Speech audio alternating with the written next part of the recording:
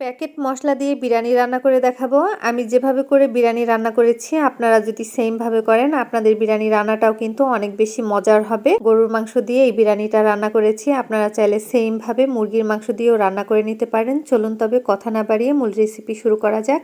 1/3 cup দিয়ে দিলাম তেল। তেলটা যখন গরম হয়ে গেছে তখন 1/2 কাপ পরিমাণ দিয়ে দিলাম পেঁয়াজ কুচি। এই পেঁয়াজটা ভেজে নিব। পেঁয়াজ কিন্তু ব্রেস্তা করে নেওয়া হয়ে গেছে। এবার সব পেঁয়াজ ব্রেস্তা তুলে নিচ্ছি। তেলটা খুব ভালো মতো ঝরিয়ে তুলে নিতে হবে। এই তেলের মধ্যে আলু ভেজে নিব। আলুগুলো কেটে ভালো মতো ধুয়ে লবণ হলুদ মেখে নিয়েছিলাম। এখানে আমি 2টা আলু নিয়েছি, আপনারা চাইলে কিন্তু আলুর পরিমাণটা আর একটু বাড়িয়ে দিতে পারেন। তো আলুটা ভেজে নেওয়া হয়ে গেছে। এবার তেল থেকে সবগুলো আলু তুলে নিব। দিয়ে দিচ্ছি তেজপাতা, দারুচিনি, এলাচ আর পেঁয়াজ কুচি। এখানে আমি 2টা পেঁয়াজ কুচি করে কেটে নিয়েছিলাম। সব কিছু একটু ভালো মতো ভেজে নিলাম। এরপরে দিয়ে দিচ্ছি রসুন বাটা 2 টেবিল চামচ, আদা বাটা 2 টেবিল চামচ, 1.5 টেবিল চামচ দিয়ে দিলাম জিরা বাটা, আপনারা চাইলে জিরা গুঁড়া দিতে পারবেন। আর দিয়ে দিলাম স্বাদ মতো লবণ। এবার মশলাটা একটু ভেজে নিলাম, এতে করে কাঁচা গন্ধটা থাকবে না। মশলাটা যাতে পুড়ে না যায় সেজন্য পরিমাণ মতো পানি দিয়ে দিলাম। এরপরে দিয়ে দিলাম বিরিয়ানির মশলা। আপনারা কিন্তু যে কোনো ব্র্যান্ডের বিরিয়ানির মশলা ব্যবহার করতে পারবেন। তো অর্ধেকটা বিরিয়ানির মশলা দিয়ে দিলাম আর বাকি অর্ধেক দিয়ে দিব পোলাও চালের সাথে।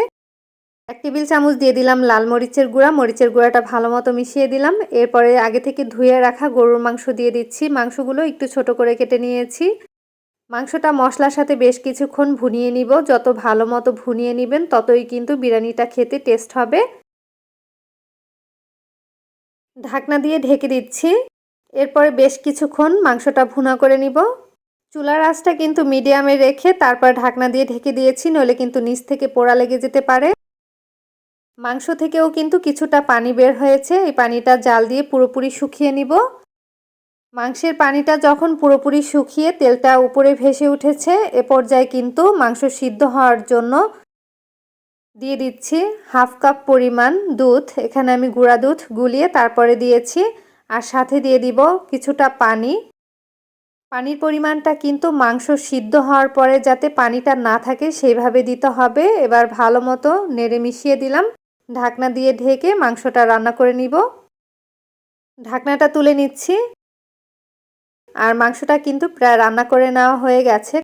মাংসটা যখন এরকম সিদ্ধ হয়ে গেছে তখন আমি দিয়ে দিলাম আগে থেকে ভেজে রাখা আলু।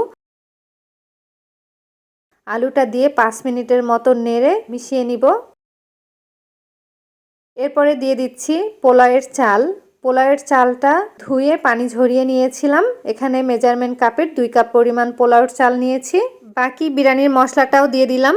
সাথে দিয়ে দিলাম লবণ। লবণটা পোলাওর চালের জন্য যতটুকু লাগে ঠিক ততটুকুই দিতে হবে।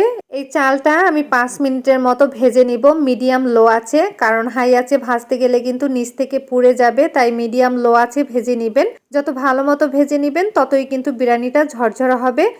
এখন দিয়ে দিলাম ফুটন্ত গরম পানি। যতটুকু পরিমাণ চাল নিয়েছি তার দ্বিগুণ পরিমাণ পানি দিতে হবে। এবার ঢাকনা দিয়ে ঢেকে দিচ্ছি। কিছুক্ষণ পরে ঢাকনাটা তুলে নিব। আর এখন কিন্তু পানিটা অনেকটা শুকিয়ে গেছে।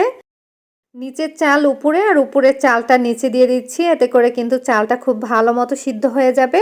সাথে দিয়ে দিচ্ছি কিশমিশ পরিমাণ মতো। যে পেঁয়াজ ব্রেস্তাটা আগে থেকে তুলে নিয়েছিলাম সেখান থেকে অল্প একটু পেঁয়াজ ব্রেস্তা দিয়ে দিচ্ছি। 2 চা চামচ দিয়ে দিলাম চিনি। চিনিটা কিন্তু আপনারা আপনাদের টেস্ট অনুযায়ী দিয়ে নেবেন। সব কিছু ভালো মতো নেড়ে মিশিয়ে দিচ্ছি। পেঁয়াজ ব্রেস্তা দেওয়ার কারণে কিন্তু খুব সুন্দর একটা ঘ্রাণ আসবে। চালটা ভালো মতো সমান করে দেওয়ার পরে ঢাকনা দিয়ে ঢেকে দিলাম। দমে রেখেছিলাম 5 মিনিট। 5 মিনিট পরে ঢাকনাটা তুলে আপনাদেরকে একটু দেখিয়ে দিচ্ছি বিরিয়ানিটা কেমন হয়েছে। এখন কিন্তু বিরিয়ানি রান্নাটা পুরোপুরি হয়ে গেছে। দেখুন কতটা ঝুরঝুরে হয়েছে। আমি যেভাবে করে রান্না করেছি সেভাবে রান্না করলে আপনারাও কিন্তু পারফেক্টভাবে বিরিয়ানি রান্না করে নিতে পারবেন। তো আমি আপনাদেরকে একটু পরিবেশন করে দেখিয়ে দিচ্ছি।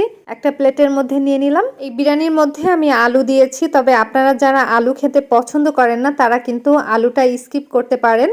গরুর মাংসের এই বিরিয়ানি রান্নাটা কিন্তু খুবই সহজ। প্যাকেট মশলা দিয়েই খুব সহজে রান্না করে নেওয়া যায়। উপর থেকে আমি কিছুটা পেঁয়াজ ব্রেস্তা ছিটিয়ে দিচ্ছি। আশা করছি আজকের এই বিরিয়ানি রেসিপি আপনাদের কাছে ভালো লেগেছে। ভালো লাগলে অবশ্যই লাইক, কমেন্ট আর শেয়ার করতে ভুলবেন না। আজ এখানেই বিদায় নিচ্ছি। আল্লাহ হাফেজ।